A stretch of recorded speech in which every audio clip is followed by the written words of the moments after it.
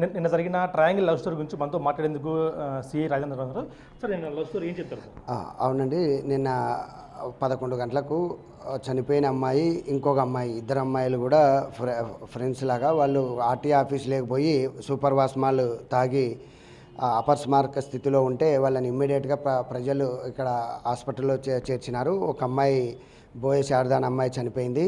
షేక్ రేస్మా అనే అమ్మాయి under going ట్రీట్మెంట్లో ఉంది. వీళ్ళిద్దరు కూడా ఒక దివాకర్ అనే అబ్బాయితో ప్రేమ వ్యవహారంలో ఉన్నట్లుగా మనకు ప్రాథమికంగా తెలుస్తుంది. వాళ్ళ తల్లిదండ్రులతో ఫిర్యాదు తీసుకున్న తర్వాత విచారణ జరిగిన తర్వాత మేము పూర్తి వివరాలు వెల్లడిస్తాం.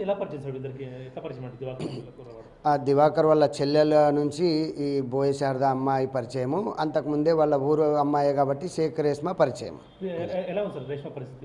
బాగుందండి, బాగుంది, ఏం ప్రాబ్లం.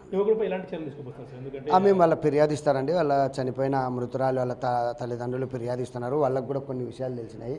ఆ విషయాలని పట్టుకొని దాని మీద ఎఫ్ఐఆర్ చేసిన తర్వాత విచారణ జరిపి ఆ పిల్లని పైన చట్టం ప్రకారమే చర్యలు తీసుకుంటాం. ఇది మా ఉన్నతాధికారుల సూచనల మేరకు కూడా మేము ఒకటి మీటింగ్ కండక్ట్ చేస్తామండి. పిల్లలు ఈ సోషల్ మీడియా ద్వారా పరిచయం అయ్యి వాటిని ప్రేమలుగా మలుచుకొని వాళ్ళు ఆలోచించుకోలేని స్థితిలోన మనసు కకలావికలమై మానసికంగా కొంచెం ఒత్తిడికి గురై ఈ సూసైడ్ ప్రయత్నాలు చేస్తున్నారు. వీటికి కూడా మా ఎస్పీ గారు చాలా స్కూళ్ళలో ఒత్తిడి క్యాంప్ చేస్తున్నాము. ఇంకా కూడా దీన్ని గట్టిగా చేపించేస్తాం.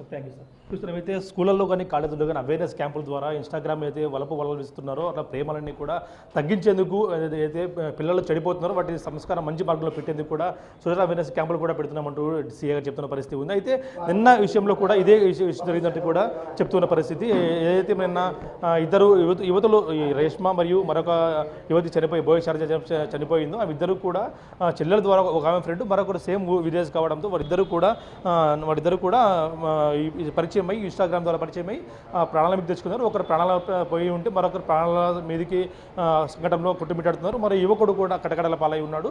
ఇవంతా చూస్తే ఖచ్చితంగా ఇన్స్టాగ్రామ్ ఏదైతే ఉంటో వీటన్నిటి సోషల్ మీడియాకు దూరంగా పిల్లల్ని పెట్టాల్సిన అవసరం తల్లిదండ్రులపై ఎంత ఉందంటూ కూడా సీఏ చెప్తున్న పరిస్థితి ఉంది.